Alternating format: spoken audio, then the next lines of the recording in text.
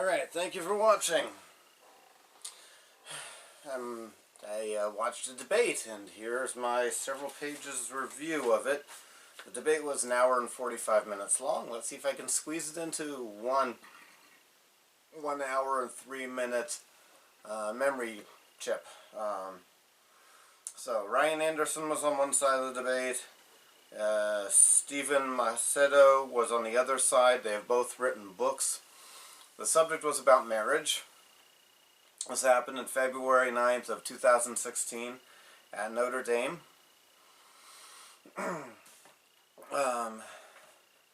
And let's see, it was supposed to be a Lincoln-Douglas style debate. I think that means more interaction between the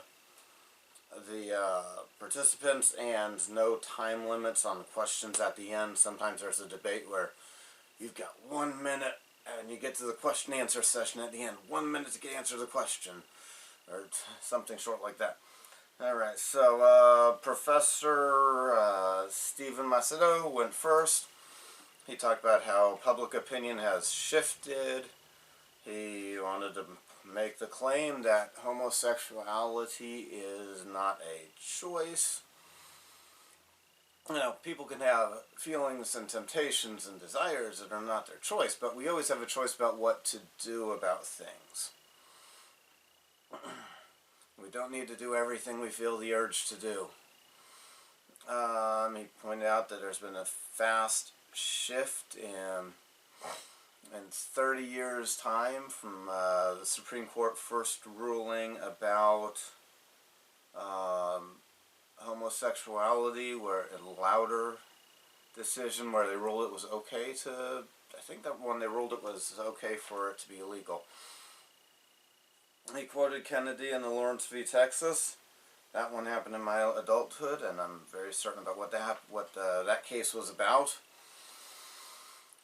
The bottom line, Lawrence v. Texas, there was a man arrested for sodomy. He was charged with it criminally, but it was a misdemeanor. We're talking about a few $100s, maybe only $100 and something fine that he was going to be subject to if the Supreme Court didn't overturn the anti-sodomy laws. Kennedy said that we cannot force our sexual ethic on people in that case, and that his ruling on that case. Okay, but that has nothing to do with marriage. It's not forcing your sexual ethic on somebody. If you say, we're not giving you a certificate, a piece of paper to encourage you to do something, if you're allowed to do it, you know, my being a bird lover, nature lover is not violated because I don't have a bird watcher's license from the government. Professor Macedo made the point, civil marriage is not a religious sacrament. And so he was accusing people who don't want to give marriage licenses and marriage certificates to 2 men or 2 women of forcing those people to follow the person's religion.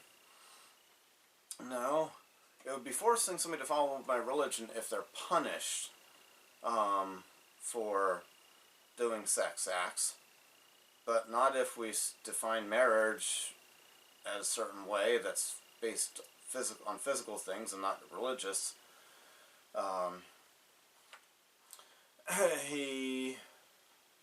But marriage has a religious component to it, even if we're talking about 2 atheists getting married at a courthouse, because for most people and most of history, there are religious beliefs and teachings behind it, and it's been done at a church. And there are churches that have religious teachings about what God believes is marriage and isn't marriage. I wondered what he thought about the religious freedom of people who, for a business or a job, deal with weddings and don't want to encourage people in what they believe is an abomination, or they believe is a marriage that's got something wrong with it, or in their mind is not a marriage. The bakers and the florists, He did comment later on in debate that he is in favor of not forcing people to go to the wedding. So a wedding photographer, you're forcing somebody to celebrate the wedding if you force them to be the wedding photographer. That's not something neutral, like a restaurant. If you go to a restaurant, the restaurant isn't endorsing anything about what you're doing. They're just selling you food because they're a place you go to them to eat. And no matter what you did that day, they're not endorsing what you did that day if they sell you food. They're just there. But if you go to where a wedding is happening, that's providing endorsement for it. They claim marriage is a public promotion of love and of caring and building a life together between two people. That's what he thinks is the most important, caring and loving. And he is accusing Ryan of having using emotional arguments, but all he's caring about is the emotions of it, not the physicality of body parts. Anyway, so he made the claim that gay marriage is completely equal in every way with monogamous heterosexual marriage. They're so similar that there's really something wrong with you if you don't see it and don't want to give out a marriage certificate. You don't see the similarity. He accused Ryan of making purely emotional... He accused Ryan of accusing homosexual marriage of being purely an emotional bond. Ryan Anderson never said that two homosexual people can't have commitment, love, or that they don't live together when they get a marriage certificate. Stephen Macedo exhibited a very distinct lack of integrity and lying about his opponent in the debate, and let's see, he claimed that so his evidence that homosexual marriage is deserving a marriage certificate was that they're cohabiting heterosexuals. And that's, so they don't want to get married, so we have to get more people marriage licenses, so we get more people married, even if it's a different thing. That doesn't make any sense. Marriage is a public commitment. He's really eager to see, saying marriage is a public commitment. And we need to let everyone make that public commitment. One thing he showed an inability to understand, and the Supreme Court justices he quoted, is not getting a certificate, encouraging you to do something, doesn't mean you're prohibited or banned from doing the thing. That's a logical fallacy. Well, you didn't get a certificate, so you are being criminalized for it. You're being attacked by the government. As long as you're not being fined or imprisoned, then you're, or given a punitive tax, you're not being attacked by the government for doing something. You are being allowed to live your life and do what you want about a subject if you aren't fined, imprisoned, given some extra taxes, like if somebody were to be in a country that's majority of one religion and there's a tax just for not being that religion. Okay, so he says civil unavailable. Alright. So he's claiming that if civil marriage is unavailable, it's a violation of human rights.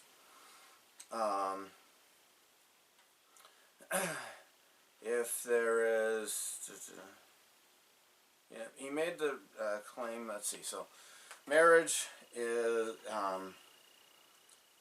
one thing marriage does for society is it gives us an automatic or a default hospital visitor, person to make decisions for the other person if they're unconscious at a hospital, a surrogate, we assume the spouse can talk for the other spouse and things. And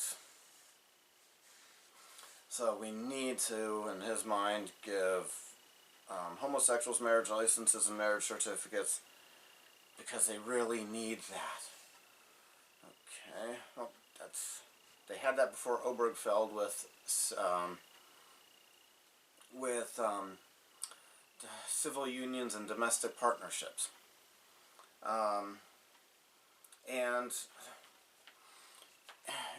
I find that as a weak argument.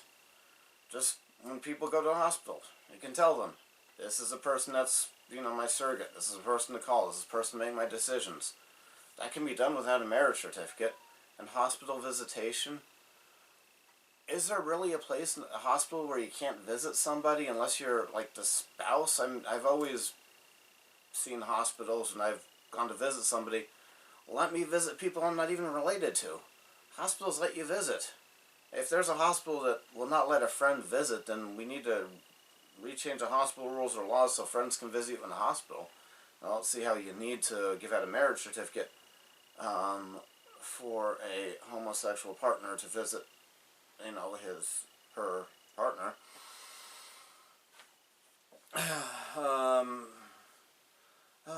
Professor Macedo said that adultery disappears or goes down when there is homosexual marriage. This debate was in 2016. Obergefell had already been around for a couple of years, a few years before this debate. No, actually, adultery doesn't go down if you give people marriage licenses for doing something dramatically different than what has been traditionally marriage. I don't see how, same-sex marriage, we get less adultery, or we're encouraging them to not commit adultery on each other. You made it sound like we're encouraging monogamy in homosexual people if we give them a marriage certificate. But for a long time in the past, people just went to the church to get married, and the marriage certificate laws were different than they are now. And you're not encouraging somebody to be monogamous just because of a paper that if they weren't already thinking about it. Okay, one ridiculous thing that he said is that homosexuals, if we don't give them a marriage license, have no way to let people know that they are living with somebody for their life and committed to them. Yes, we do. Domestic partnership. It's in the name.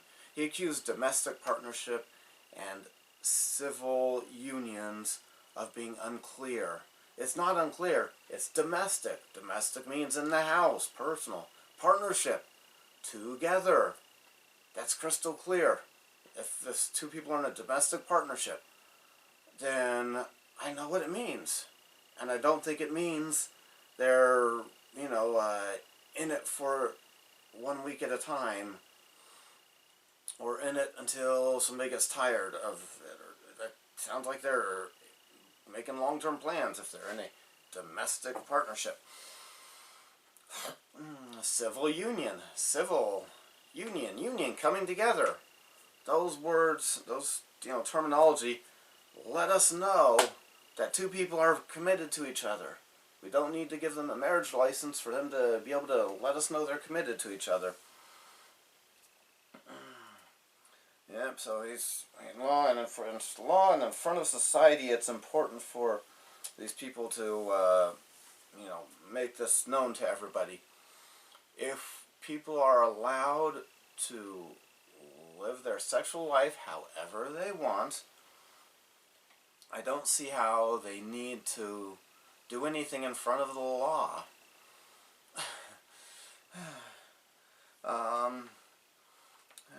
And California Proposition 8, he quoted one of the litigants or the witnesses or somebody involved with the California Proposition 8, court litigation.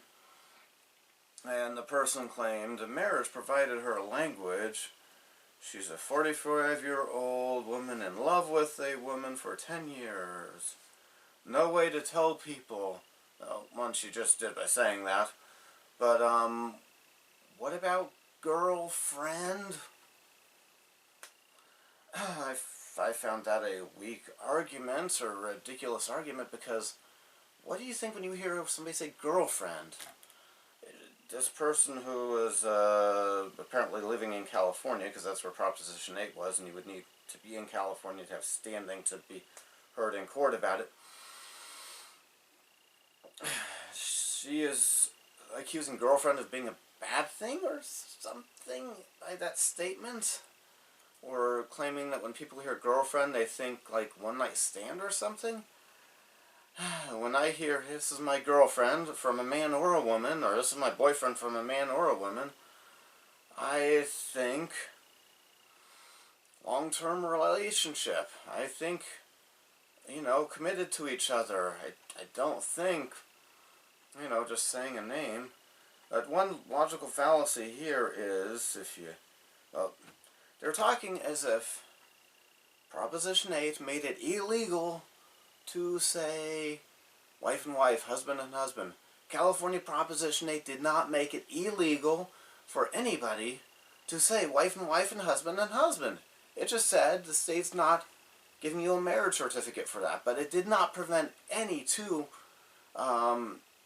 men or two women from living together, from having a ceremony with people that, believe like them that it was a marriage. And calling it a marriage, they just didn't get a certificate from the government that it was a marriage. That's not violating your right to live your life the way you want if you were, it shouldn't be spoken about as if it banned. No, nobody was banned. Banned means you're fined or you're imprisoned if you have something that was banned or you do something that's banned. But after the passage of Proposition 8, if it had not been overturned by the courts, it would not have prevented people from having a marriage ceremony between two men and two women. Two men or two women. Okay, wow. Stephen Macedo brought up something completely unrelated. So we have deadbeat dads and criminals who get to marry, and he thought that was a bad thing.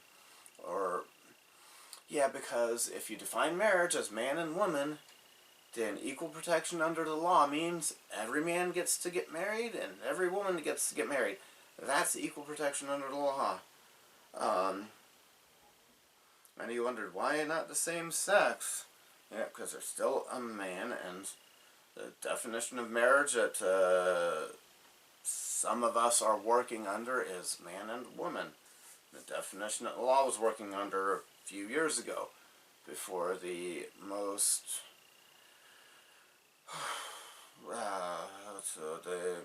most illegitimate Supreme Court ruling ever in history. Okay.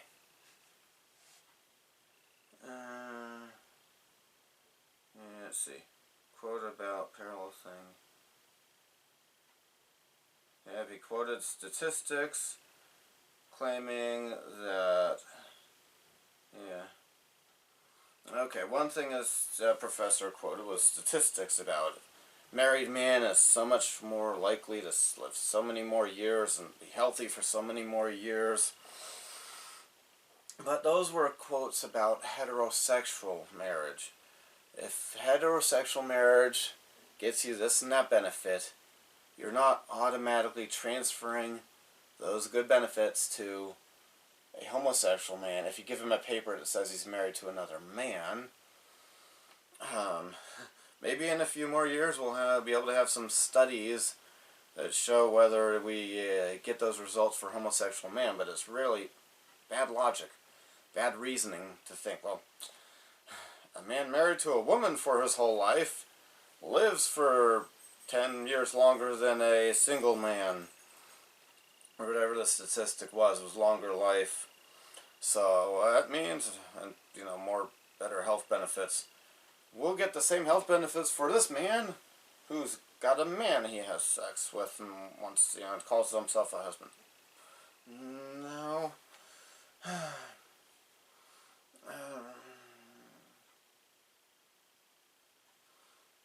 let's see, and social stigma. Okay, social stigma is down. Okay, but so if social stigma is down about homosexuality, what does that have to do with giving people a marriage license? Giving them a marriage certificate? I don't see the connection. Suicides are down. He claims that marriage is strengthened if we have large numbers of gay marriages. I don't see the connection.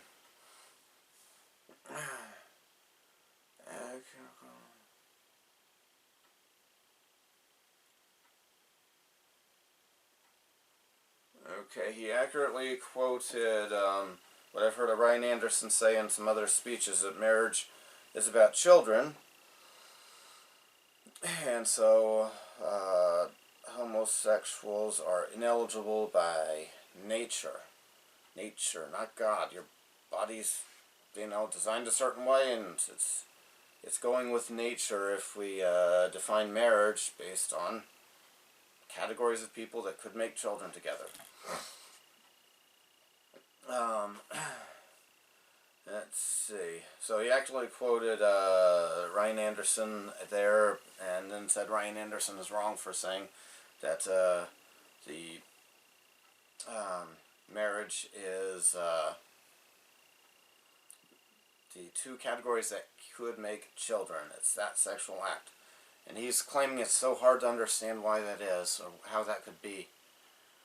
It's not hard to understand if marriage is defined as those capable of making children, because it encourages, if we give marriage benefits that cost the government money to people, encourage them to live together. That encourages the people that made the child to raise the child. He had claimed it's arbitrarily narrow to define marriage that way. Actually, he's the one that's got some arbitrary problems, and one reason I'm eager to make this video is he got my blood boiling because of his bigotry and arbitrariness.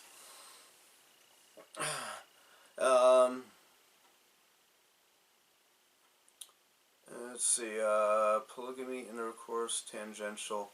Okay, he claims, why did I write polygamy? What do you say about polygamy? Intercourse is tangential to marriage. Well, I don't see how that is tangential, but then we need to give out marriage certificates to BFFs, because best friends forever, they're committed to be friends forever. Long-term commitment. That's what marriage is, according to him. We need to give out, if he's consistent, he needs to call for marriage licenses for BFFs, best friends forever. He's got some hatred against polygamy, and so he's brought up polygamy as this when he was talking about how polygamy is so bad. Let's see. So the two-ness is what makes marriage in his mind, because here's what he has against polygamy. Polygamy has a proneness for violence. Okay. Would he accuse somebody of bigotry if they said, well, there's a homosexual couple that got violent, so homosexuals are prone to violence? That's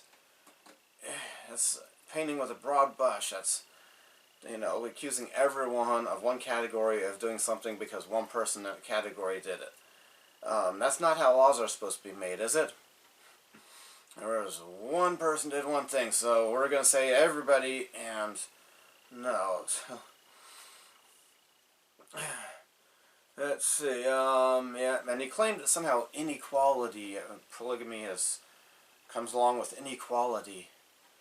Well, not if the polygamy laws in the country let the polygamists decide if they're going to have a 2-woman, 1-man, or 2-man, 1-woman polygamy. So, there we go. He's showing his arbitrary, judgmental denial of polygamy rights and being arbitrarily judgmental against polygamists, and pulling out the number 2. his use of the number 2 for defining what's marriage is arbitrary. It's not arbitrary if somebody uses the number 2 about marriage, because there are 2 categories of people and you get 1 from each. Any other way of picking numbers about marriage is arbitrary. So, Professor Macedo, he is arbitrary. And this is the stuff that's got my blood boiling. His being against polygamist rights, and lying about polygamists. He quoted a Massachusetts Supreme Court justice who said the reproductive argument against same-sex marriage or gay marriage is not a good argument. Not equality, is against equality. Okay, and the professor pointed out he doesn't see how coitus makes a marriage. It's permanence that makes a marriage. Okay. One reason for me to get my blood boiling about this is Professor, what's his name, wants permanence, and that's his definition of marriage. Then he should be for polygamy rights, because the polygamists who are not at all following Joseph Smith. Because if you really are following Joseph Smith, you will follow God's most recent prophet. Because one fundamental principle that you should be following, if you're following Joseph Smith Jr., is following the most recent prophet. But those people believe that their marriages are going to never end, even in heaven. You can't get more permanent than that. So if he wants permanence, he should be, giving speeches every day and starting a YouTube channel, give polygamists their rights, because there's nothing more permanent than that.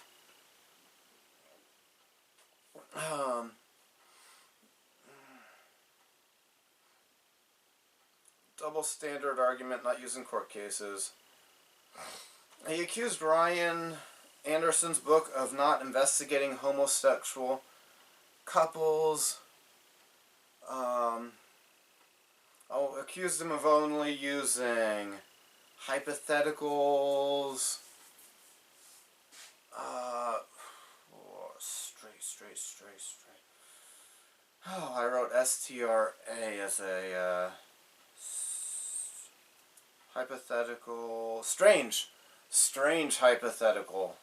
Alright, so not just hypothetical, but strange hypothetical he accused Ryan Anderson of using.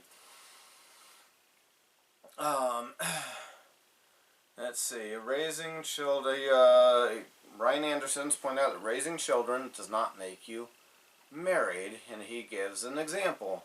3 monks raising an orphan. Are they married because they are, raising an orphan? They are, if you're saying we need to give marriage licenses to everybody who raises kids together.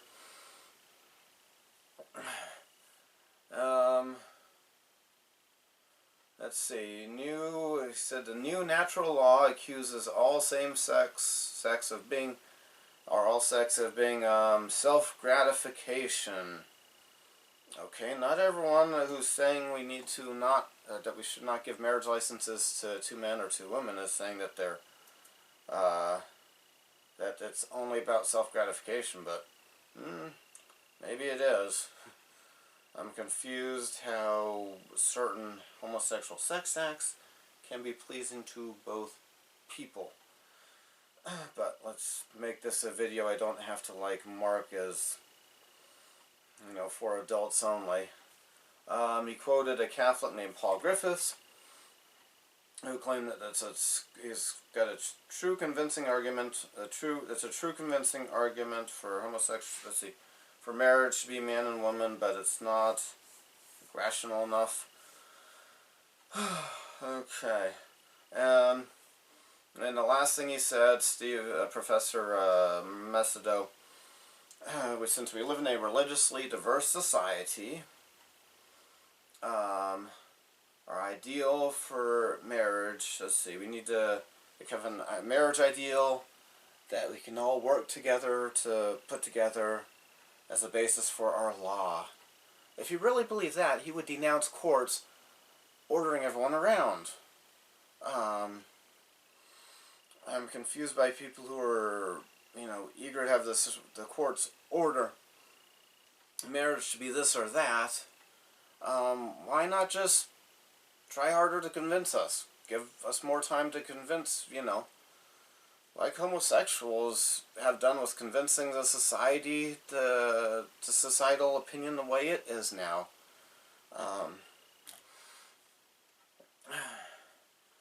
Alright, and then Ryan Anderson made his first opening presentation of the debate. He pointed out the Moynihan Report, and the Moynihan Report, in case you don't know, Daniel Patrick Moynihan, a liberal college professor and liberal senator from New York, noticed a bad trend happening in black families. Single motherhood, fatherless homes, and he made a report about this. Some evil pieces of crap lied and accused him of racism, when actually the opposite is true. The racist thing would be to not expect people to behave. If you don't expect somebody to behave, you're saying they're less than human.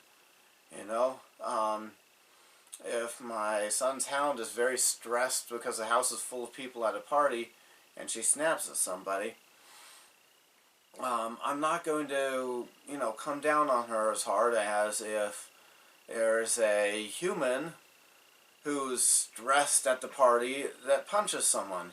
I expect more out of the human. So if you're not expecting somebody to behave because they have dark skin, you're the racist, not somebody who's saying, wow, they should behave better. They can behave better. But anyway, so Daniel Patrick Moynihan was not racist. And that's why he was worried about black families having a bad trend.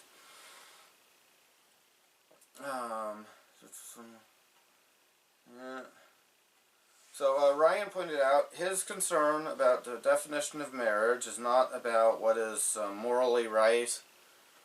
He's not trying to force his morality on people.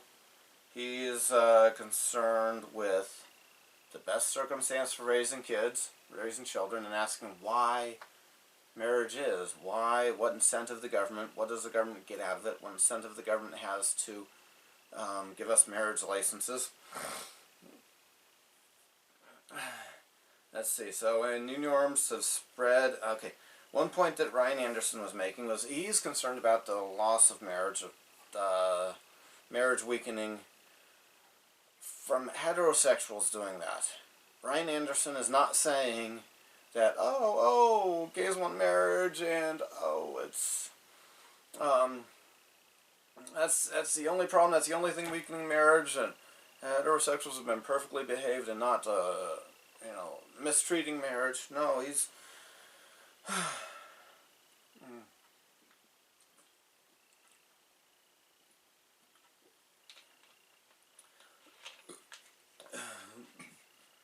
Ryan Anderson pointed out that in the 60s, the heterosexual loosening of norms is what gave us,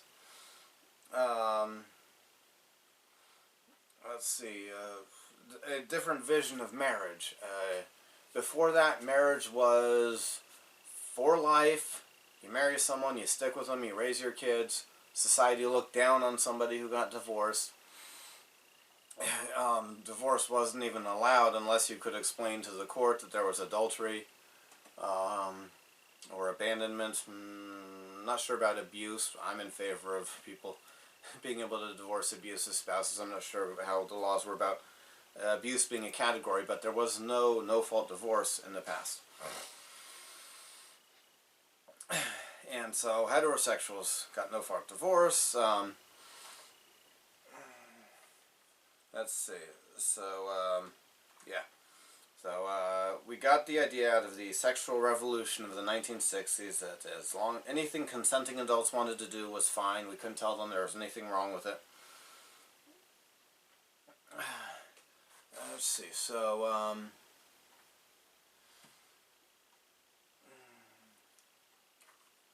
Vision of marriage, yeah. That vision of marriage being just for however long people wanted it to be, as long as the parents were happy with it, as long as the husband and wife were happy with it and not worrying about what's best for the kids, is what fueled Justice Kennedy's ruling in the Obergefell decision. Saying, like, as long as love lasts and love makes a family, come from the 60s sexual revolution, the 60s heterosexual revolution, not from homosexuality. Now, some homosexuals have used those phrases, but Ryan Anderson isn't accusing homosexuals of being the first to say those phrases. One thought I have about that.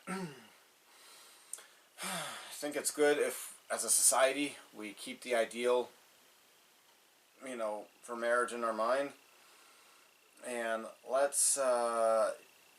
we can do that without, telling children who are being raised by something other than their biological mother and father, the children aren't bad. The children are just there. They've got no fault in their parents' divorce. But to celebrate, and it's possible to overdo the... It's a good thing if people are adopting children that need being adopted. That's a great thing. But maybe as a society we should not talk about that in exactly the same way as we would talk about the husband and wife who are the biological parents raising the children they made. It's kind of like it's good that there are tow trucks in this world that will get your car somewhere when it breaks down. But our ideal should be to hope for a lot of cars to be working so we don't need as many tow trucks. It's not exactly a perfect metaphor there, but it's good that there are people willing and able to adopt children. But maybe it's better as a society if we don't,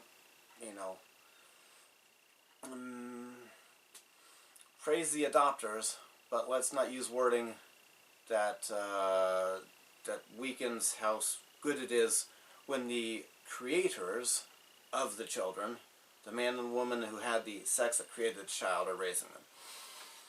Okay. Yep, the gay rights people took some of those sayings of the changing standards of marriage to their logical conclusions. If permanence doesn't matter, if children don't matter, then sex shouldn't matter about what makes a marriage. And he said, we have a series of blunders now, and we have a fatherless child problem. Let's see, the problem is not economical, it's spiritual, he's saying. He himself and his authors in his book were concerned about marriage and not gay marriage. They were concerned in their book about defining what is marriage and what it does, why it's important.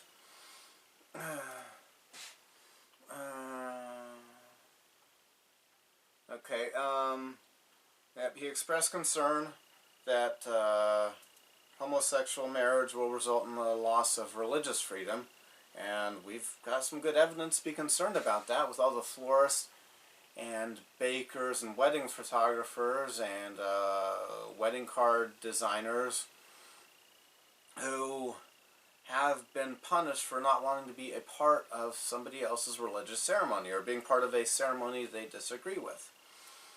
And some of these people, he pointed out, they would be willing to bake a birthday cake and make a get-well floral arrangement. It was not because these customers that ended up getting them sued and fined by various state civil rights and human rights commissions, which is ironic. They're violating the human rights of people if they're forcing them to violate their religious beliefs.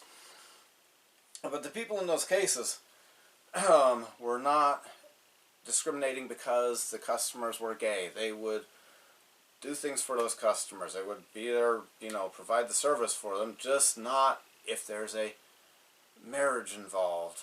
A marriage that the florist, baker, etc. disagrees with. And let's see.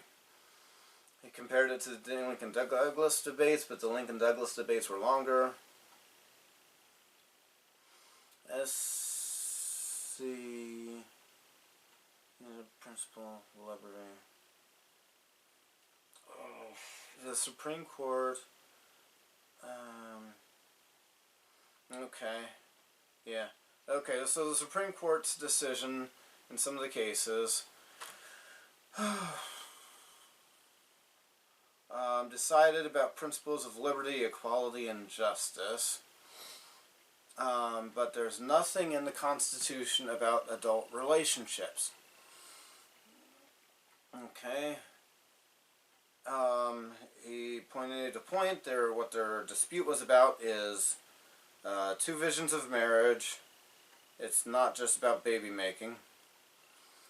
Thesis comprehension of, okay, his thesis in the book that he wrote with some co-authors is that marriage is about a comprehensive union. When it says comprehensive, he quoted Aristotle about this. A society has, let's see, the union is about actions that people do, goods they have, and societal norms.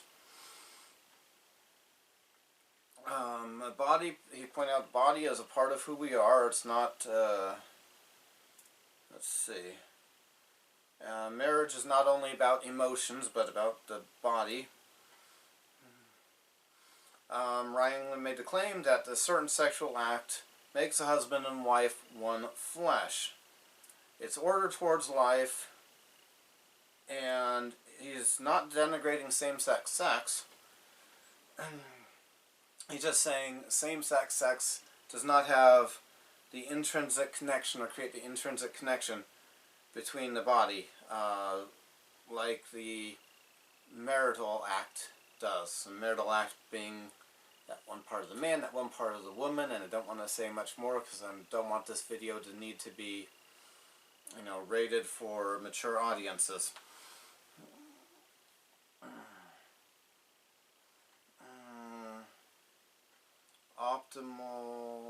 Optional add-on. Oh, yes.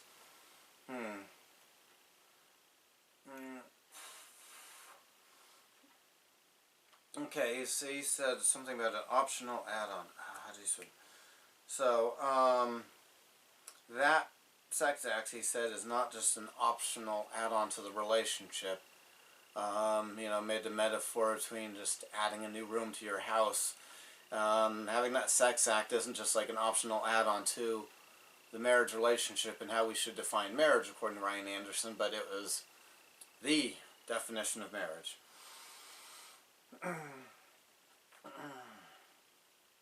Okay, and so exclusive. So he asked the question and answered it. Is marriage exclusive, or what does that mean? And comprehensive, and what does that mean? Okay. If you see, the thing that makes the marriage is that sex act. You're not cheating on your spouse if you go to the gym with somebody other than your spouse to exercise. You're not cheating on your spouse if you go to the debate with somebody other than your spouse to engage in that intellectual activity. It's cheating on your spouse if you sleep, euphemistically sleep with somebody else, perform the marital act. So that's what marriage is, that act. It's not those other things. 5 unelected Supreme Court justices have no greater ability to know the truth than the audience at the debate. Yes, that's why some things should be decided by the people. 5 Supreme Court justices is not the people. Alright, he said it made the claim there's nothing in the text or history of the Constitution, and where the Constitution is silent, that's where the people have the power. That's why we have representatives. People are saying, oh, we need to have homosexual marriage because they are acting like, you know, the Constitution where, like, we don't have a way to make any changes, add laws, change laws. But we have a way to add laws and change laws if there's a good idea. So we don't need courts to, to make these good ideas happen. You just should convince your fellow man and have, the representatives vote on it. Let's see. And one thing Ryan Anderson pointed out is we are all for marriage equality for all. Everybody is. It's just what we're defining marriage as, where different people have different differences. Okay, I haven't read either of the men's books that were in this debate. Maybe I'll get around to it now. You'll see a book review. We'll see. Ryan gave a summary of Professor Macedo's book. The first half of the book was about criticizing Ryan Anderson's and his co-authors' arguments and claims. The second half of the book was responding to people who want polygamists to have their rights. And he pointed out if you take Justice Kennedy's explanation in Obergefell to its logical conclusion, you would have to give marriage certificates and marriage licenses to thruples and quadruplets. And he pointed out there is a thruple in New York City. And let's see, and they all, and they're claiming that the Obergefell decision should support thruple marriages. Okay, then he talked a little bit about what the whole point of marriage, and the whole point of marriage, the reason for governments to get involved in marriage, is to encourage the people who created children to raise them and give us the best odds of those children not being criminals, and to give them the best odds of being productive members of society. And that's the whole point of marriage. He brings that up later in this debate too. Let's see. So he talked about different things that some homosexuals have done with marriage, or different things that ways marriage is changing, or things that some people want to be included in marriage as the definition of marriage is changing. He pointed out that there is a thing called monogamish. Dan Savage is one example of somebody who is in favor of that. He's a New York Times writer. And his idea is for the caregiving and the romance to be between one person, but the sex between as many people as they want. But that is a dramatic change in marriage if you get to have sex with everybody. One idea out there is wed lease, written about by the Washington Post, or in the Washington Post, about 1 month after the Windsor Supreme Court decision, which had the same 5 justices give opposite logic as the Obergefell decision. And that calls for marriage to be temporary, like a car lease. And if it's good, you keep it. If it's not, you trade it in. He pointed out those who are for same-sex marriage have no reason for a permanent too. Yep, I think he had a good point there.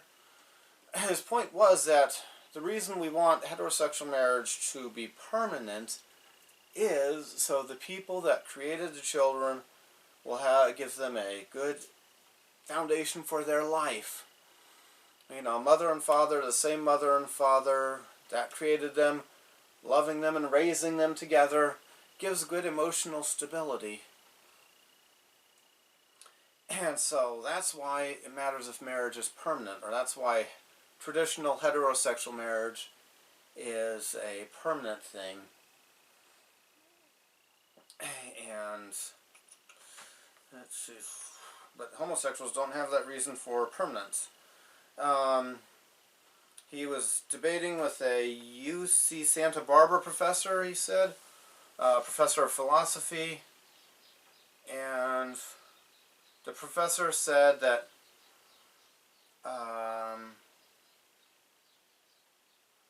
let's see, Justice Kennedy's logic would mean that we would need to give marriage certificates to thruples and wed leases. And Ryan Anderson's claim is that undercuts the government's reason to be in marriage. That's good. You know, marriage, that's a good point. Marriage, do we have the government getting between best friends or just friends, and, or, you know, as long as the friends haven't, like, committed crimes of assault against each other, we don't go to the courthouse to say, I don't want to be friends with him anymore, I don't want to be friends with her anymore.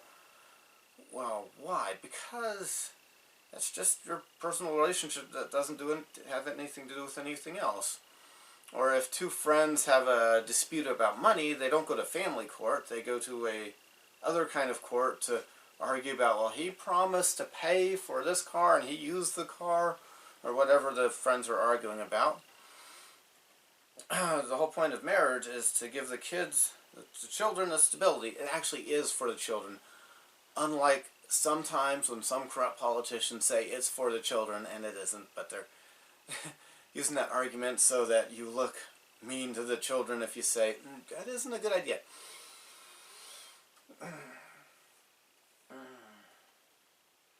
Okay, yeah, and so Ryan Anderson's claim is that societal he asked, like, what is the societal outcome if we have thruples and wed leases and we change the definition of marriage and don't restore it to what it used to be. And he said more instability in society. Yep, and we complain about absentee fathers. Professor Macedo was complaining about absentee fathers for part of his talk. Well, the Supreme Court ruled that mothers and fathers are replaceable in these marriage rulings, where they said it's whatever combination you want it to be. That ruling means we're teaching society and kids, and we're forcing kids to go without a mother or go without a father. But men and women are different, and that's one. Let's see. That's one. One thing that Ryan Anderson pointed out is we need to worry about the state forcing morality on minorities. And that's happening now, and the examples he gave is that the Catholic Charities was forced to shut down in Massachusetts. The Catholic Charities was not getting in the way of any homosexual adoptions. Zero. They were not rating adoption agencies that were for homosexual adoptions. They were not in any way at all interfering with those agencies doing what they believed was the right thing to do. But they had to shut down because their minority religious rights were not being honored by the law, the courts, and the government of Massachusetts. They point out there's a school in Massachusetts that didn't get accredited or got hassled with their accreditation because they were a Christian school that was teaching traditional Christian beliefs about what is marriage and what God says about sex. The BYU Law School was, given some hassle by a bar association that was accrediting them because of their religious beliefs and telling the students at the school, you're at this school, which is a religious school, you have to obey the religion's teachings for while you're a student here. He cited the florists and the bakers that are being shut down, their whole livelihood being taken from them as punishment violating the minorities' religious freedom, freedom to live their life. He pointed out that the bakers in Oregon, for refusing to bake one cake that was a cake to celebrate an event, not a birthday cake, not because the people were gay, but because it was a cake to celebrate an event, were fined $130,000. So if that is not the majority forcing their will on the minority, then what is? He called for a civil society where we, can have different opinions, and we don't need to worry about, losing tax-exempt status for nonprofit charity because of what the beliefs are about what marriage should be. And for professors to not lose their licenses to be professors or different things because of their opinion about what marriage should be.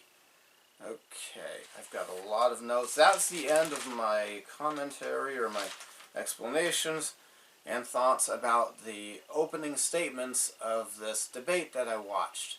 You have a good day, and I'm going to pause it and see how much time I have on my memory card.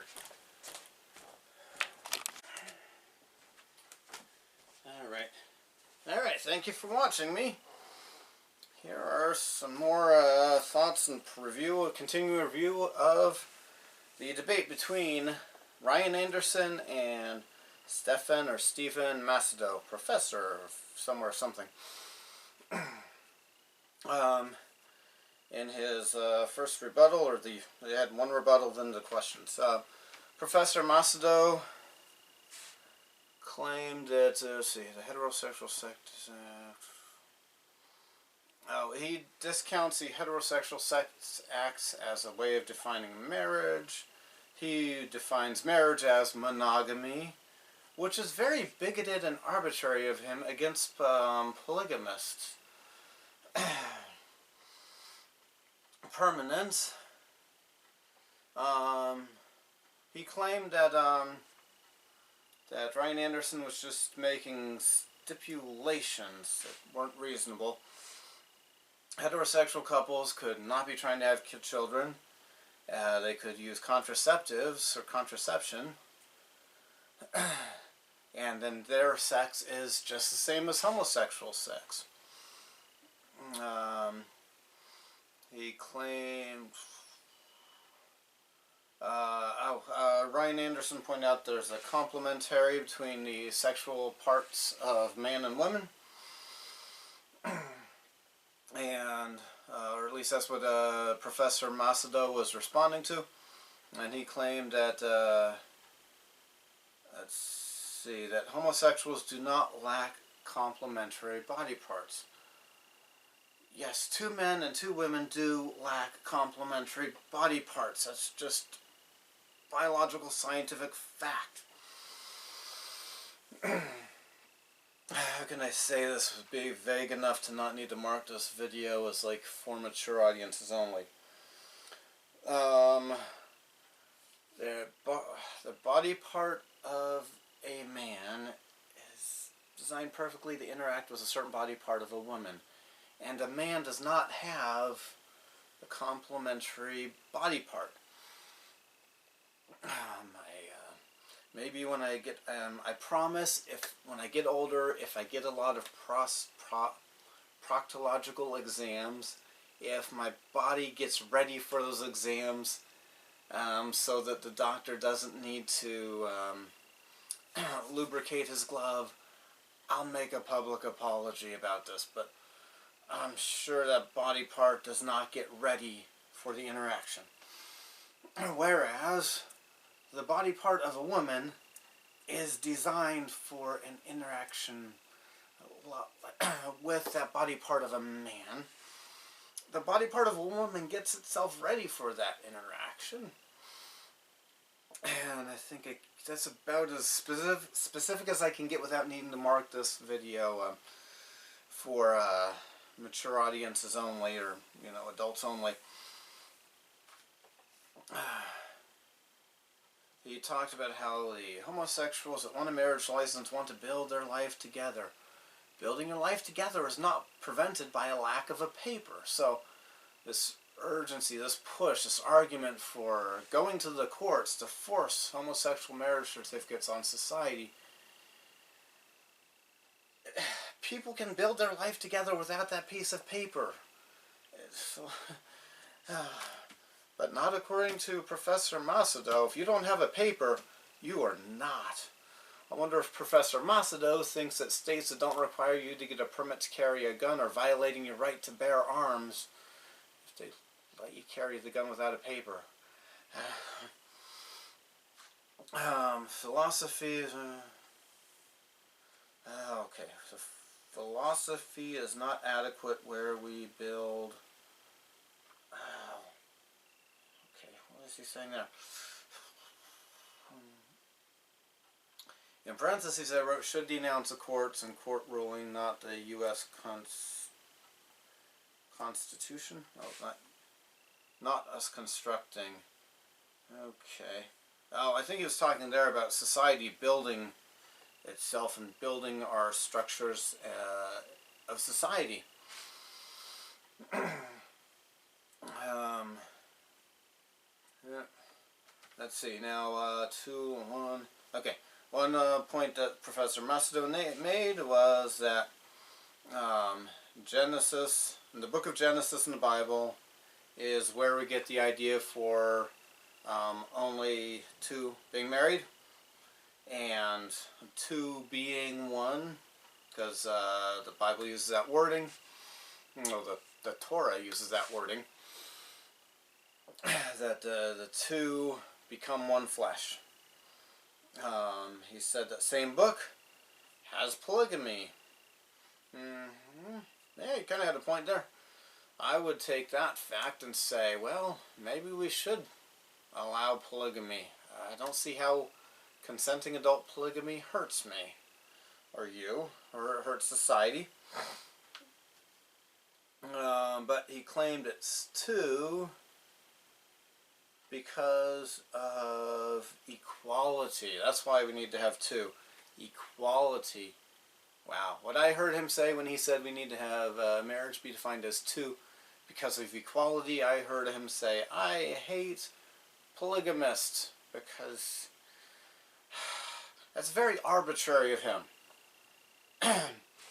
He is very arbitrary with this number two that he loves.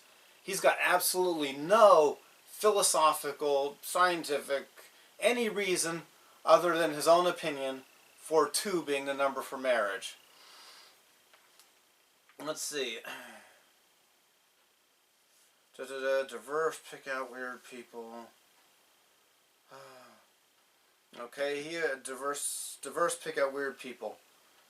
I think of that line. He was accusing Ryan Anderson of like picking out the weirdest examples he could and not looking at what most people are doing. But laws affect even weird people, so if we're talking about what laws should be, we need to take into account the weird people too. He claimed Dan Savage had 2 or 3 threesomes, and to the best of Professor Macedo's knowledge, none after having children. Okay. Get a little editorial note there. No 2 men or 2 women have children. A man and a woman have a child together after they do what their bodies were designed to do and procreate. Now, there are people who adopt children, and I congratulate anyone who is willing to sacrifice their time and money adopting a child.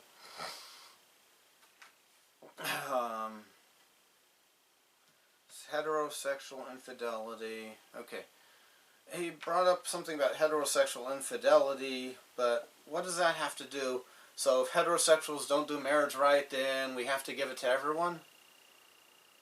Does that mean if a untrained pilot crashes a plane, if a trained pilot crashes a plane every now and then, we have to open piloting up to those without training? That doesn't make sense. If one misuses or doesn't do something right, then we have to let everyone do the same thing even without requirements. Or a philosophical or biological reason. He said to strengthen marriage, get past same-sex marriage.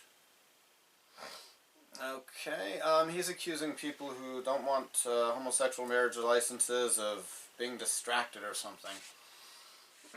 No, I don't see how that's a distraction if we keep marriage, the law, try to have the law say what marriage should be. He claimed the real problem we have in our society is class-based. That people who go to college and get married, they have high rates of marriages lasting for, the rest of their life. And they are excellent parents that give large amounts of attention to their children. But high school dropouts and people with low education, they have a lot of out-of-wedlock births, and there's a widening class divide. I didn't see how that had anything to do with this debate. Claimed the debate about same-sex marriage gives marriage a bad name. No, it doesn't. Let's see.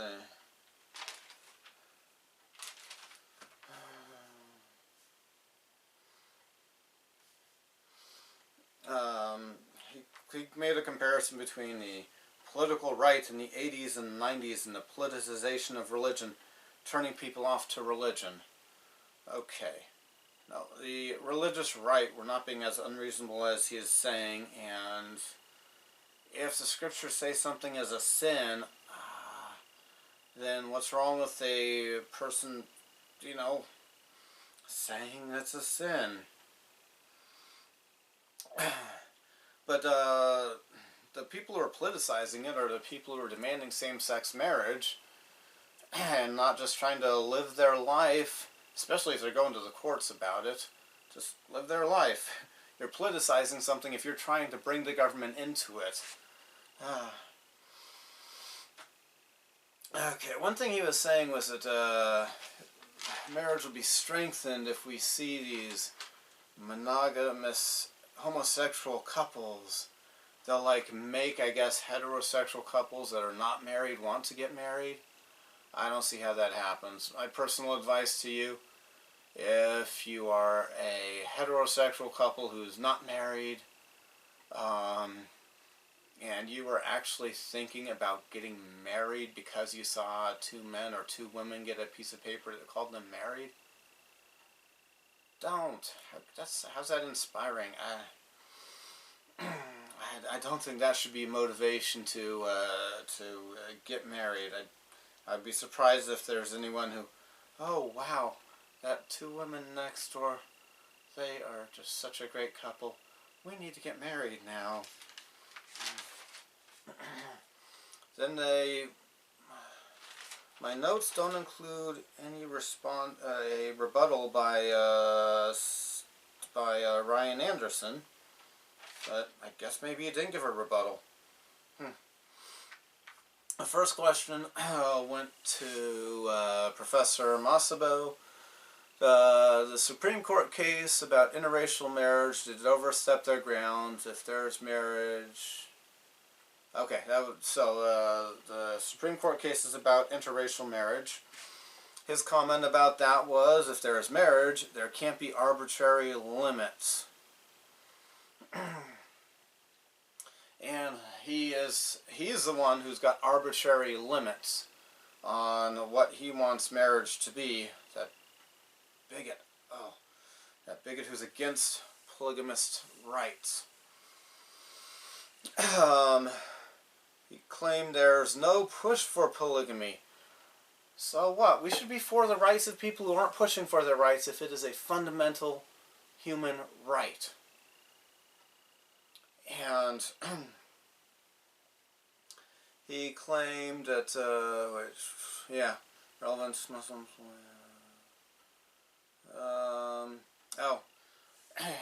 He claimed that Muslims aren't trying to push for polygamy. He listed some other groups. He cited the Church of Jesus Christ of Latter-day Saints, which has not engaged in polygamy in over 100 years. But I've heard of Muslims living polygamously. They just don't go down to the courthouse and get a marriage certificate. Hey, what if homosexuals did that? Call each other husband and husband, wife and wife, and not worry about getting a piece of paper. You see, a piece of paper does not prevent you from living your life the way you want to. Without the Obergefell ruling, without the Windsor ruling, freedom of speech, the principle of freedom of speech and freedom of religion, would allow homosexuals to call each other wife and wife and husband, would allow friends and supporters of theirs to call them wife and wife and husband, and would allow religions to have marriage ceremonies for them and call them wife and wife and husband. Don't need a paper. He accused polygamy of having fluid relationships, not living together, no permanence. Where is he getting these ideas? I've got very little contact with polygamists, but I don't assume the worst about them. I don't have a bigoted hatred towards them, which he apparently does. Fluid? No, they plan to get married for the rest of their lives. Where's he getting the idea that polygamists don't do that? My understanding of the vast majority of polygamists in America is this. I'm assuming the best about them. I've got very little interaction. They want their marriages to be permanent. They aren't trying to, like, wife swap every week. They aren't trying to just have wed leases. They're really planning on making those things last. Especially those who are not all following Joseph Smith Jr., but claim they are. They're believing those marriages will last in heaven. Some of them are claiming that a monogamist will get punished by God. Not living together? Where does he get that idea?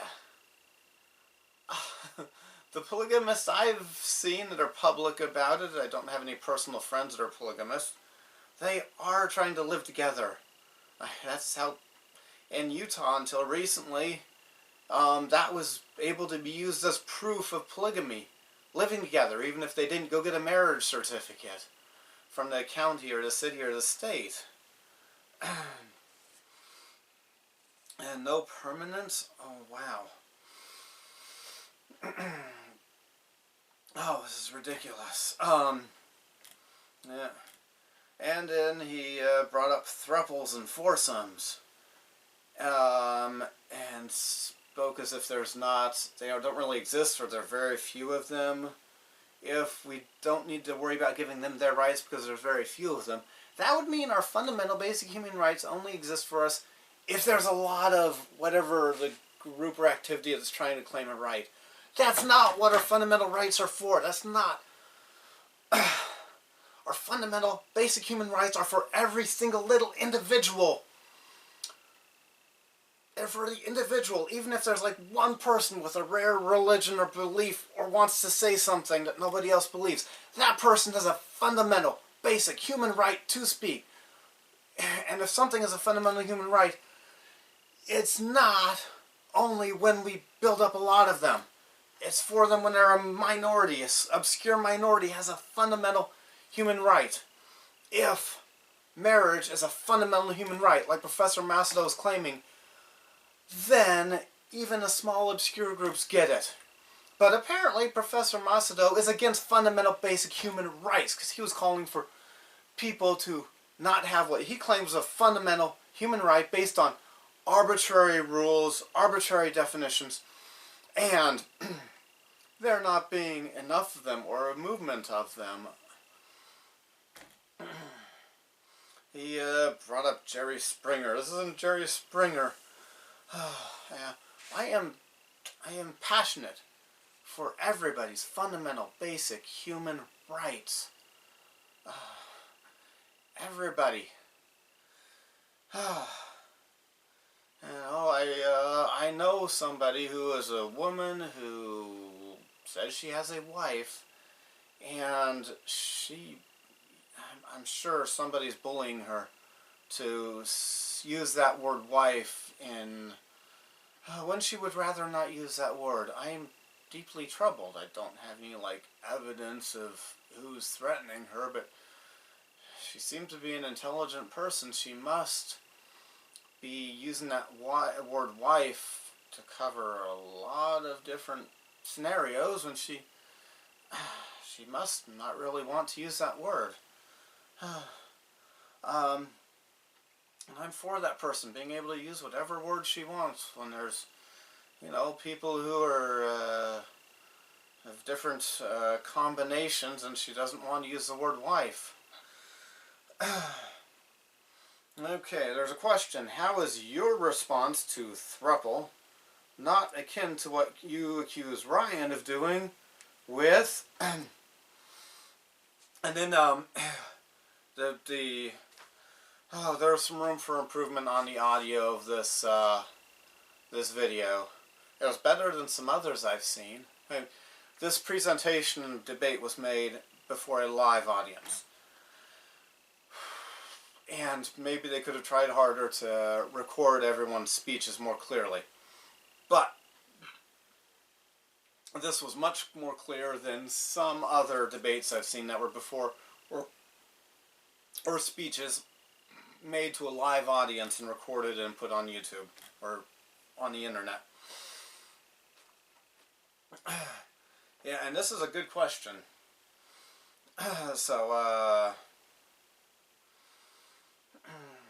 Professor Macedo was accusing Ryan of not trying to really find out about homosexuals and using a weird, strange, what's the exact wording? Strange, hypothetical, yeah, strange hypotheticals and not really trying to find out about real homosexuals. And Professor Macedo is very clearly doing that to polygamists. I thought maybe that first they said gay couples, maybe it was polygamy. So his answer to it was he read a book. In his book, he researched by reading something from Deborah Yampel. What's the source? She writes about something called heart-pelvic integration. She's a sex therapist in California, and he said she didn't advocate for polygamous marriage or polyamorous marriage. So what if she didn't advocate for it? Fundamental human rights are for everyone, even if they're a small group. He uses the term marriage is a social form. He used that phrase a lot. Social form to describe marriage. Well, if it's a social thing, then the courts don't need to do anything about it, because that's what social means. Social is how people interact with each other when they're not being forced by a gun to the back of the head to say, hi, you are... let's see. So he said something about needing large numbers. Yeah. So he claims that you would need large numbers of people for it to be a right, or for us to need to give them their rights. No, we don't. Let's see, a large number to create space in our society and social forms. No, we don't need that. For our social forms, we don't need that.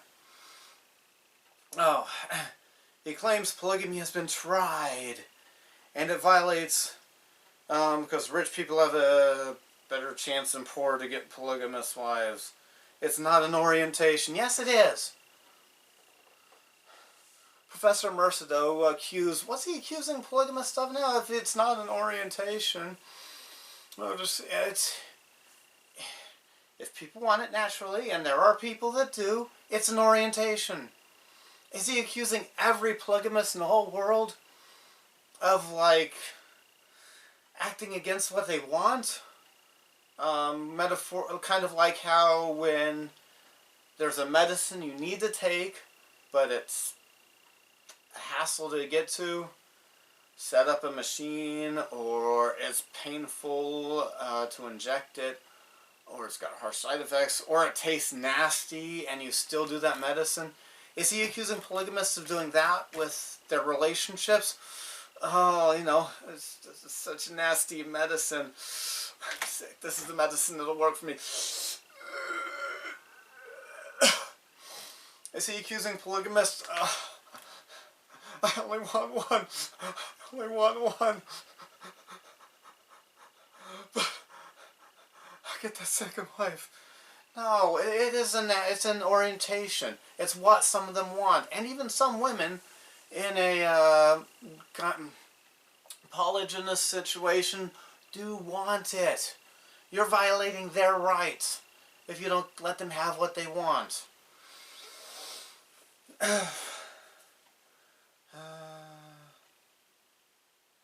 It's not consistent with marriage as he defines marriage.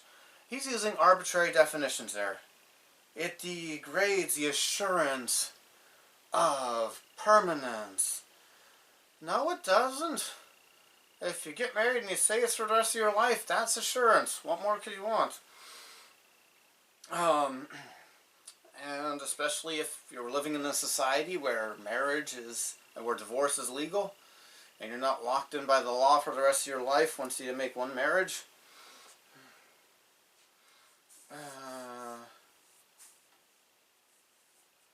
Okay, it's not an option that many straight people want, he said. Oh no, not option, straight want.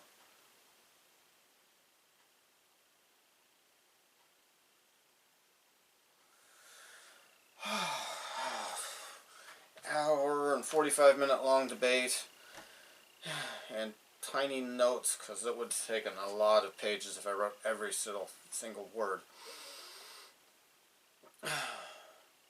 Let's see, so not options.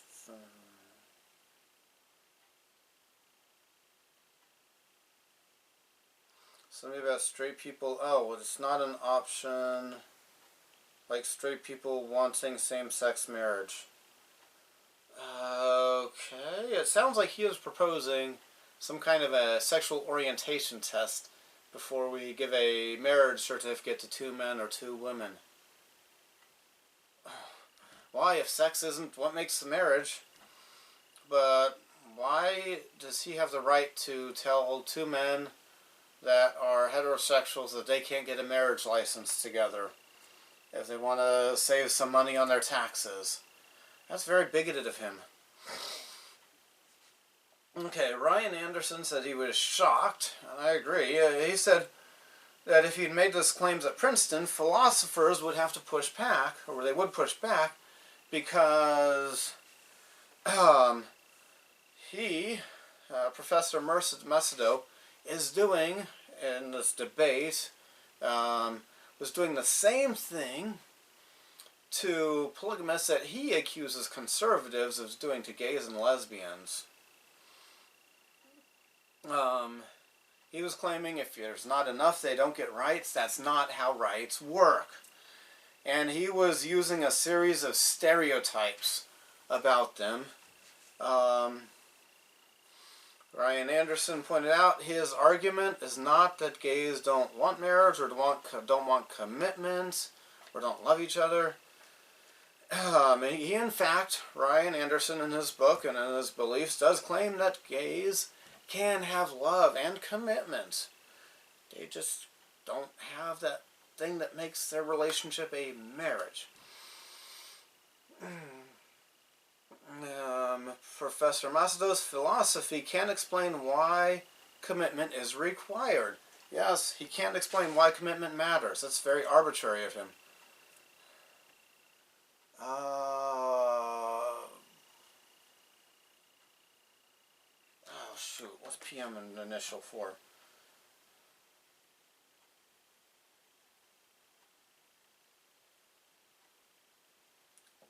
PM.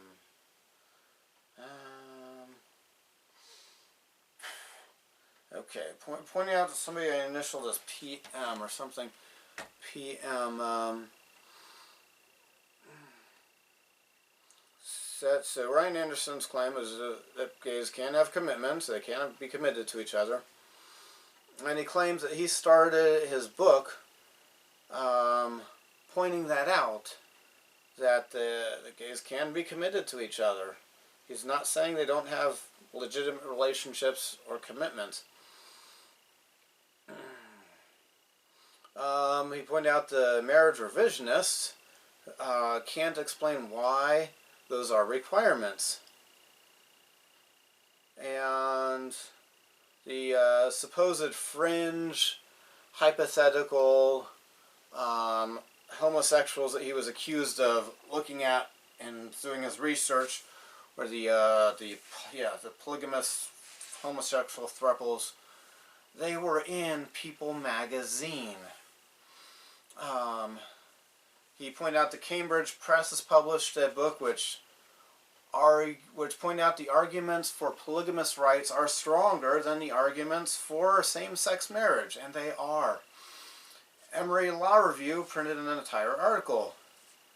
He pointed out that the second half of Professor Macedo's book responds to arguments about polygamy.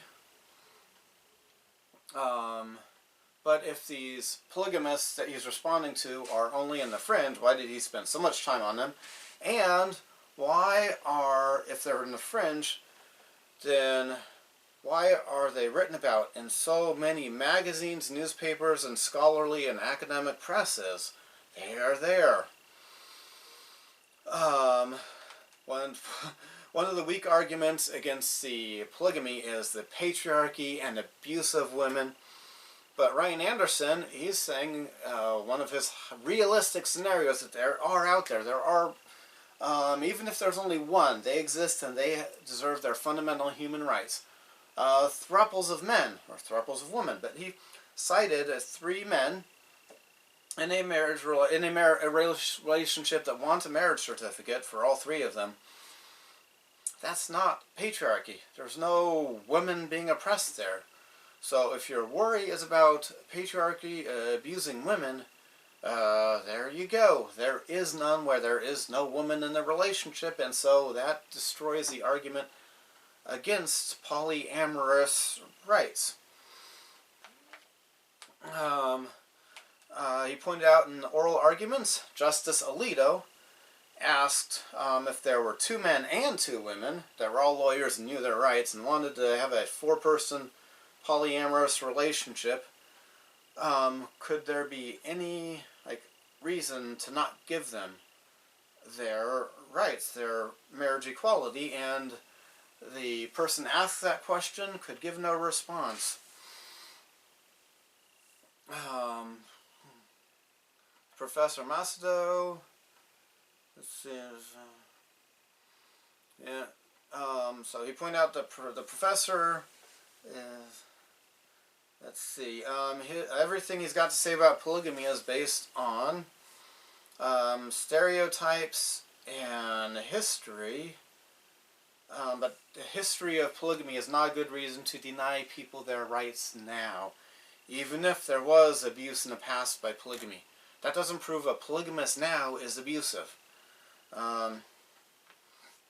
He talked about the Loving Supreme Court case. Of course, Loving is Loving versus Virginia, the excellent, great Supreme Court ruling that struck down stupid, ridiculous, very arbitrary, senseless, anti-interracial marriage laws. Ryan pointed out it is a just, constitutionally sound ruling, and it was based on constitutional amendments against race being used to decide things, and there's a different jurisprudence. Jurisprudence is a fancy word for how lawyers decide things and how judges, more importantly than lawyers, decide things and come to their rulings. There's a different jurisprudence between deciding about whether interracial marriage bans are constitutional or not, and defining marriage as opposite sex is constitutional. He pointed out there is no philosophical reason for race to be a defining aspect of marriage and marriage law. Never.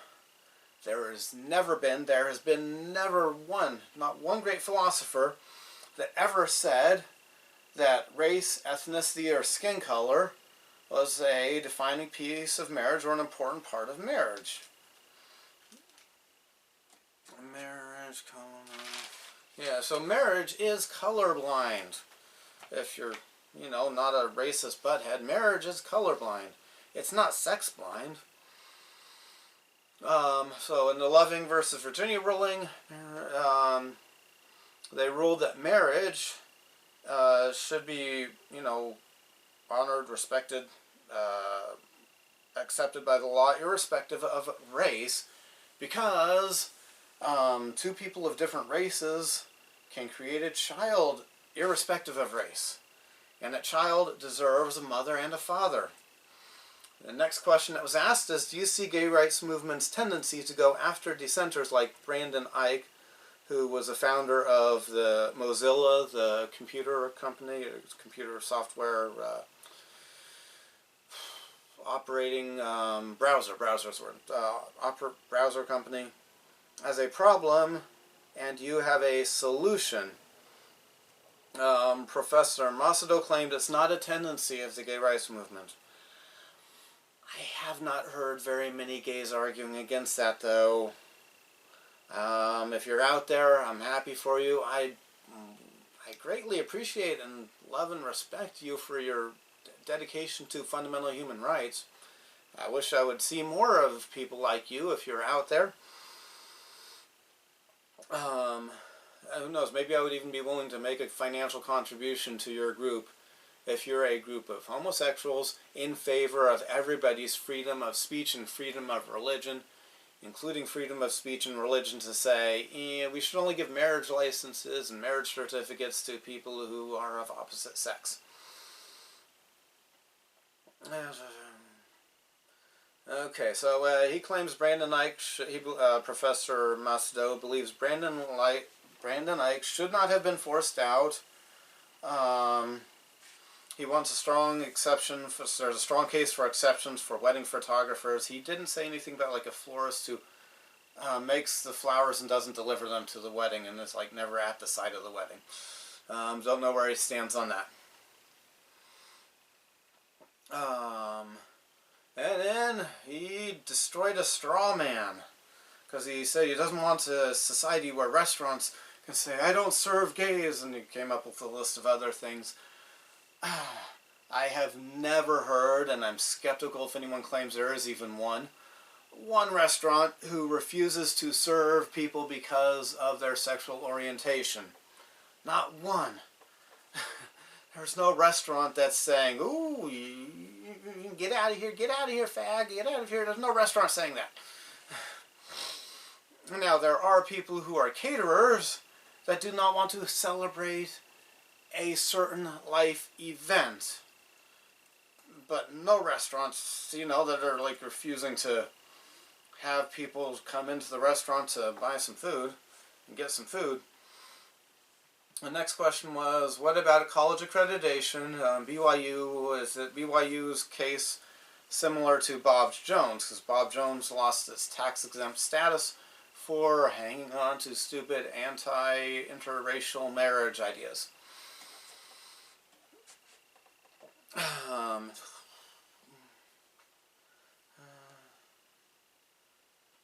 Let's see. So the answer. Let's see. A. Who said this one? Okay. Professor Macedo said he didn't know BYU's policy, and he didn't want to. I guess he was saying he didn't know enough to comment. So Ryan Anderson helped him out by asking. He explained BYU's policy to him and asked if that policy was, if they should be unaccredited because of that policy. BYU's policy, I think Ryan Anderson gave a good summary of this. A student at Brigham Young University, which is owned and operated by the Church of Jesus Christ of Latter-day Saints, is, while they're a student, they're expected to live the church teachings, including chastity, which is no sex outside of marriage. And that's the policy that was getting the law school possibly not reaccredited, or giving them some hassle for their accreditation. And Professor Mercado said that they should not be stopped from being accredited because of that policy. Ryan Anderson said that what Professor Mercado described is what Kim Davis asked for. Alright, Kim Davis was a county clerk who, it looked like from news reports I was seeing, she was refusing to give a marriage license to two people of the same sex after the Obergefell ruling. Ryan Anderson looked into that, covered that case a lot, and I learned something I did not know before. She was not trying to get in the way of anybody getting a marriage license. She just did not want her name on it. She was actually trying to have a marriage license given to them, just without her name. It would have been a completely legitimate Kentucky marriage license without her name. And he pointed out Kentucky has conscience laws that let county clerks not violate their conscience. And that's a great idea. As long as somebody gets their paper, they should not be nitpicky about whose name is on it, as long as the state's name is on it. He gave another example of this conscience rights laws. An animal rights activist county clerk in Kentucky is not forced to issue a hunting license as long as the person wanting a hunting license gets it. So they could get a hunting license from a deputy or something like that without the name of the county clerk being on it, without them touching the process. There is a great idea. The person gets their license, the other person gets to live their beliefs. It's a win-win. Next question. Married student housing. If somebody has a legitimate same-sex marriage license, should schools be forced to give them student housing, even if it's like a religious school that believes marriage is opposite sex? Professor M didn't, he hesitated to comment on issues without knowing. If you're there in front of people, ask your opinion. You are there to give your opinion about things.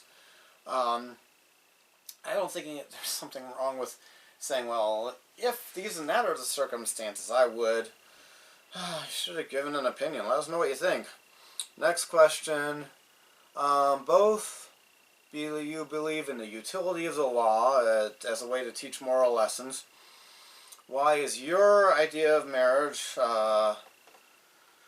not your opponent's idea of marriage the right thing? And if one wins, if your opponent wins an election, then they will get power. Ryan Anderson's answer to that was he works at Heritage because he wants the government to legislate the minimum number of things that he has. Yes, Heritage is a conservative think tank, and that means wanting minimum government involvement.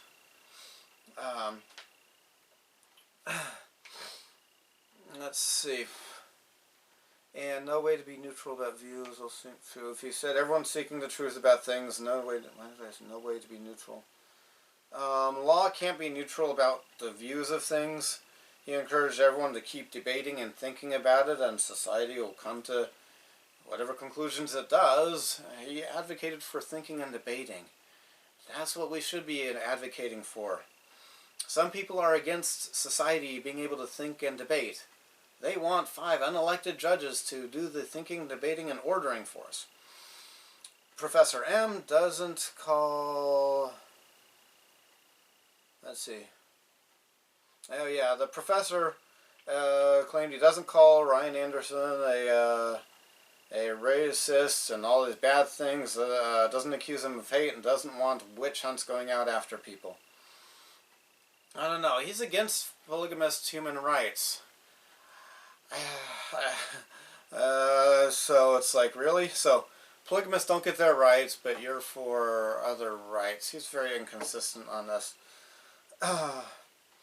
Okay, Professor M's response to that question was the law teaches morality.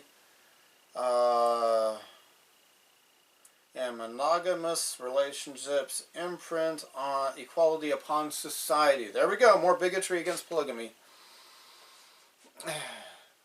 And you don't get equality if Professor Mercedo gets his way. You don't get equality, and you don't get what you want if you are polygamously orientated. If you're a woman who believes, for whatever reason, that it's good for your husband to have a second wife, you're out of the loop. You have no rights under that the professor if he gets his way. He claims the Constitution supports monogamy. No, the Constitution does not support monogamy. The Constitution supports our freedom, including polygamous freedom. I don't see how he can claim the Constitution supports monogamy. Well, I don't see how he can claim that without doing mind-altering drugs. Let's not leave that possibility off the table. The question was, is sexual relationship essential to marriage? If so, why? Professor M said he doesn't know. Commitment is what's essential to marriage. Commitment. All right, if commitment is the thing, then the professor needs to write a book arguing for best friends forever getting marriage licenses and getting all the tax breaks that married people get, and shared benefits from work or health benefits, because they have everything he is calling a homosexual marriage. BFF, whether the same sex or different sex, best friends forever, they have commitment, they have permanence in that relationship. Nobody, makes friends with somebody hoping that friendship will die. I don't, at least. Maybe I haven't been good at keeping in touch with my old friends from when I was not an adult, but still, I don't make friends to, planning on it being short-term. Ryan said, why can't 3 men have that same commitment? Yes, and then the professor said he doesn't see those people. So, just because he hasn't met those people, he's claiming they're not here. Ryan pointed out that's not an argument. And then he pressed on the question, but what if they were here? What if in the audience there were 3 men who have sex together, want a piece of paper saying that they're husband, husband, and husband? What would he say to them? Professor M said, we're not Dan Savage. Plural relationships are known to history, and he blah blah blah, all the bad accusations about marriage relationships and plural relationships. He says the Quran says that you can't be equitable in a plural relationship. That's a very weak argument, because the Quran authorizes sex slavery. So that's a very weak argument. And the Mormons only he was accusing the Mormons of only having polygamy for the elect in the Mormon church because a special virtue is needed to control jealousy. He mischaracterized my religion there. Here's the deal about my religion. Lay member here, not one of the leaders. Never been a general authority. But our belief is, one thing he's doing here is confusing what we believe God's commandments are and what we call for governments and laws to be. I have never heard any church leader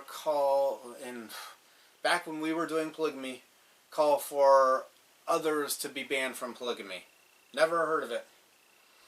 I doubt it happened. I bet if there was a polygamous non-Mormon in Utah in the 1800s time period when the Mormons were doing polygamy, Brigham Young would have left them alone. Brigham Young would not have done anything negative to those people. He would have let them have their rights. But the reason for our belief that God only accepts polygamy done under his authorization is because God's default position on marriage is monogamy.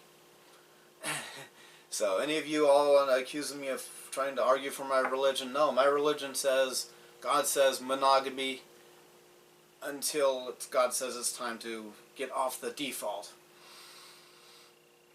But I'm concerned about people's rights, even people not of my religion, who are not following my religion. I want them to have their basic fundamental human rights respected by the government. Okay. But our belief is that God will only accept for the celestial kingdom and make eternal and let be eternal marriages that are polygamous, that are done through his power and authority. Okay. Ryan Anderson pointed out that those examples of polygamous Mormons and polygamous Muslims are multiple heterosexual marriages. In each of those scenarios, it is man has sex with wife, has another wife, sex with wife, not three having an orgy, not the wives having sex with each other. So he pressed again for it. What about the three men who love each other, who are committed, want to share a checking account, want to file their taxes together, want to live together? And Professor M claimed that history and nature are the history and nature of polygamy is all those bad things he accused it of. All of his prejudices against polygamy. He says he's in favor of decriminalizing homosexual acts or homosexual polyamory, but he's still demanding we deny them their what he claims are fundamental human rights. And I'm very mad at him about that, for denying people their rights, and he's a very bad person for calling for the denial of people's fundamental human rights. He used the term general societal form again, and talking like your human rights are only there if there's a large number of you that want to use that one human right. Ryan Anderson pointed out that there are different societal forms when you're talking about heterosexual polygamy and polyamory, homosexual or bisexual polyamory, and so he's not doing justice to these two different kinds of relationships. All right, let's stop the battery and check the memory card. Okay, and more. Next question was, is procreation essential to marriage? What about infertile heterosexual couples? Ryan Anderson's response, procreation no, comprehensive union, yes. And he said there's two steps here we need to ask about what and why. What matters, why matters. One reason it matters is there's a potential 9 months later of heterosexual couples having children. Infertile couples, he says, are fully married though. He brought up a television show as an example to demonstrate this. Downton Abbey, I have never watched it. There's a character named Mr. Carston who was about to marry a Mrs. Hughes who was old and not sure about how she would do in bed. And she asks a Mrs. Patmore to ask Mr. Bates, or is it Mr. Carston, what intentions with this marriage he has. And he says, I want a marriage in full. I want to be as close to another person as possible. And Ryan Anderson's claim is the marital act is what does that for us, not just two people being together, but it has to be heterosexual sexual act that meets that criteria. Next question was, one thing that motivates and animates the movement for gay marriage is the search for moral legitimacy of the Gay Sex Act. Because the left is politicizing, because of that, the left is politicizing gay marriage. To what degree is your response And here we got another unclear saying. Your response to, I think he said not gay sex evil, but it was unclear. Ryan Anderson's response was there are various motivations, and he's not assuming everyone who wants homosexual marriage has the same motivations. And he says he and his authors take no position as public policy matter on the morality of non-married sex acts. He's got his personal beliefs, but he's not saying when he's doing this advocacy that he is about whether he believes they're moral or not. He pointed out that heterosexual people can and do engage in some of the same sex acts as homosexual people. Yep. Without going into too much detail, so I have to make this a mature rated video. There are some body parts that everybody has, and so there is the potential, and certainly some heterosexuals do some things very similar to or exactly the same as what some homosexuals do sometimes. He said he's not for a sodomy law or banning any kind of consenting adult sexual activity. Question, he says, is not what's moral, but what is the married act? That's what Ryan Anderson is focusing his attention on in these books that he's writing, and in his thing he's doing. Professor Mercado said the sex acts were legitimated by Lawrence versus Texas. I already commented on what that case was. He pointed out there's disagreement about marriage in the gay community. There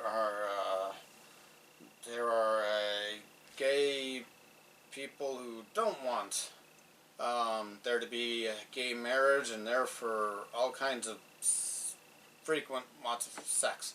And there are heterosexual feminists who are against heterosexual marriage. Next question was, what would convince you to change your mind? Ryan Anderson, what would change his mind politically would be, Ryan Anderson is making a division in his mind between what he believes is immoral on, God, what God says is immoral, and what he thinks laws should be banning and not banning or endorsing and things like that. If in 50 years there are no bad results from a homosexual marriage, then he would,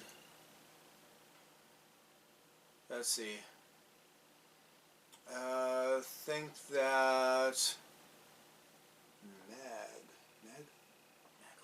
negative. Then he would, if there's no negative results, then on the audience's generation, no negative impact on their generation and their children's generation, then he would rethink his position. He said there are all sorts of philosophical and moral arguments or beliefs that are not appropriate for the government to enforce or to be laws. Professor M. Mercado, he could change his mind about polygamy if large numbers of them came out. I don't believe him, because he's already against polygamy, fundamental human rights now. How's more people going to change that? If numbers is what makes it a right, then Professor Mercado called for homosexuality to be illegal in the past and no homosexual marriage in the past when there were less of them. If that's a standard he's using, he did call for that. Does he listen to himself? I wonder if he does listen to himself. Okay, he pointed out in Canada, anti-polygamy laws have been upheld, and this is post-homosexual marriage in Canada, or gay marriage in Canada. So liberals saw no problem. Liberals saw no problem with banning polygamy. That's a really weak argument. That means they were against the fundamental rights of the polygamist. That doesn't mean polygamists don't have rights. That's ridiculous. He used the word societal form again. Something imagined in New York magazines. Okay, he's really hard on New York magazines, but those magazines are writing about real, actual people sometimes. He brought up he described people who were unusually shaped at birth and surgically corrected, and talked about that as if that is trans. Our current transgender movement is not people who were misdiagnosed because they had unusual genitals when they were born. It is 100% completely, fully bodily men and women claiming they're born in the wrong body and they have a woman's head and a man's body, a man's brain and a woman's body. I don't see what that has to do with this subject. He claimed all the polygamy research that's academic that he read was about these tribes. So what? What does a tribe in Africa and how they do polygamy have to do with the rights of somebody in America now and them wanting to do polygamy?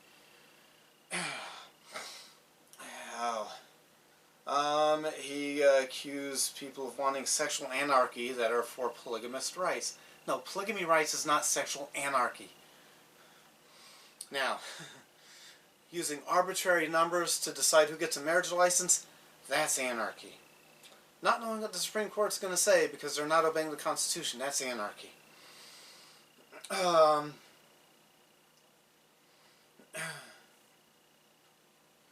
Yep, so why people left? He is asking why people left normal barriers behind. He's hoping that there will be more, as we give marriage licenses to 2 men or 2 women, that more heterosexuals will decide to get into long-term committed marriages. I don't find that convincing. If you're in a heterosexual relationship, I encourage you to a sexual relationship. If you're having sex, I encourage you to repent because you will go to hell if you do not repent of that. But if your only reason you're thinking about getting married is because you see 2 women or 2 men get married, don't. I don't see how that should make you want to get married. You can have a committed, long-term, loving relationship without a paper saying you're married. You don't need that paper that says you're married to have a long-term committed relationship. If, just because 2 men got a paper or 2 women got a paper doesn't mean you need a paper. Next question. 30 years.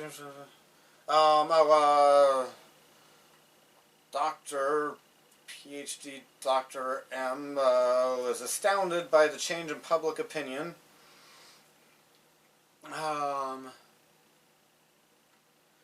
Okay. That the court is unelected and it's not supposed to be swayed by public opinion. Let's see, something about the 14th Amendment and if the future of public opinion changes about polygamy, would it be okay would he be concerned if unelected judges decided that polygamy is moral in the future, the way unelected judges decided that same-sex marriage is something we must do? Professor Macedo, Professor M, called... this guy's got some serious detachment from reality or serious lack of integrity. He called the unelected judges democratic. So it doesn't matter that they didn't get elected, they're part of the democracy. Because every modern democracy has judicial review.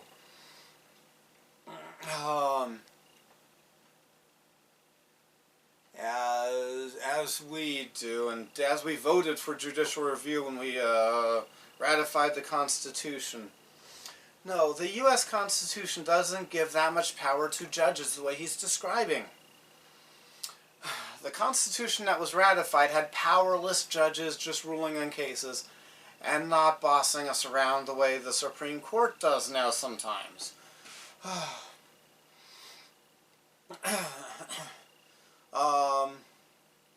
He claimed it's not undemocratic. Yes, it is! That's stupid or dishonest to say the Supreme Court forcing something on the country at large, or state Supreme Court forcing something on a state, is not undemocratic. Demo is Greek for the people. Democratic means the people deciding things.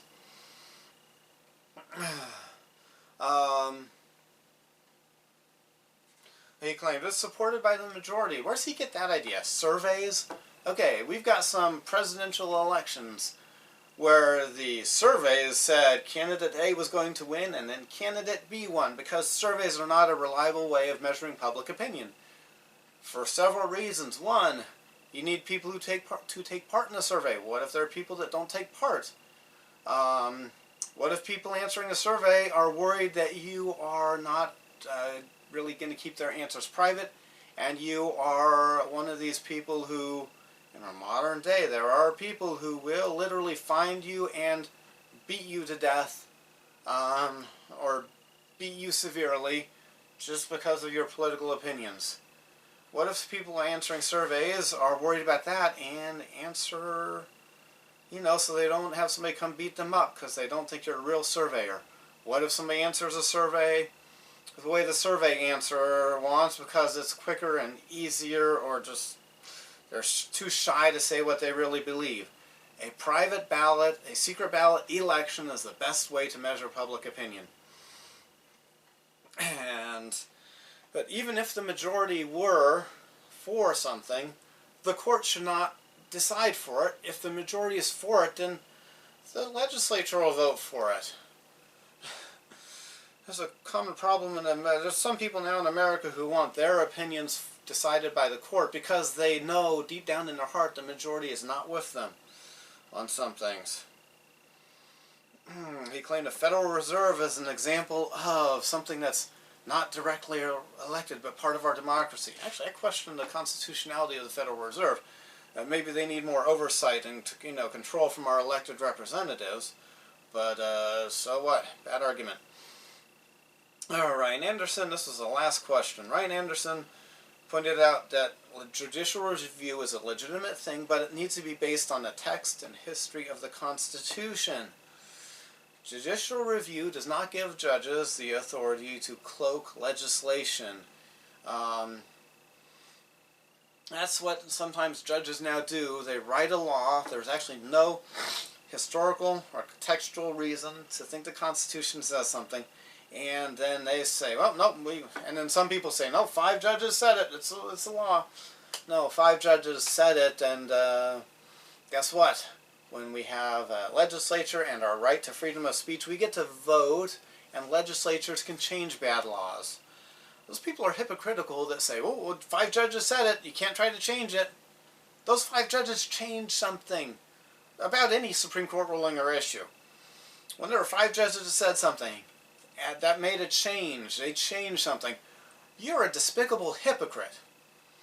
You're inconsistent if you're saying we can't try to change that because it's the law now. No, they changed it. We can change it. All right. Ryan Anderson pointed out there's no constitutional reason to, for some Supreme Court rulings. There's no constitutional reason for us to say the Constitution says anything about what is marriage, what isn't, and, sexual relationships. And he pointed out accurately, when the Constitution is silent about something, judges should be silent too. Duh. If the Constitution is silent about something, that's why the Constitution is not silent about us having a legislature that we vote for. And we can change. We can vote for new ones if one of them is a bad idea or we want something happen that isn't happening. And we vote on who's going to be the president. The whole nation votes on who's going to be the president. Because that's how we can change things if things need changing. Not by 5 unelected judges deciding they want to force something on us. Ryan Anderson pointed out correctly, judges are protected so they can follow the Constitution. They're not protected. They are weak and powerless compared with the other branches of government if the Constitution is followed, because they're not supposed to be doing anything. Those who have the most power to hurt our lives in the Constitution, if the Constitution is followed, are most accountable to the people. The legislature can vote to take our money and waste our money. The House can vote to take our money and waste our money and vote for laws. They are up for election every 2 years. They've got the most power and they are the most accountable. But judges who obey what they're supposed to and don't try to force their opinions on us, they're just deciding, yeah, looked at this case, this one's guilty, this one's innocent, and they have very little power. That's why so the Constitution gives judges a lifetime appointment, and they only lose their job for, what's the exact wording? Misbehavior, a synonym of misbehavior, for bad moral conduct. So as long as they're not screwing up real bad, they get that job because that job is relatively powerless. So, thank you for watching. Have a good day.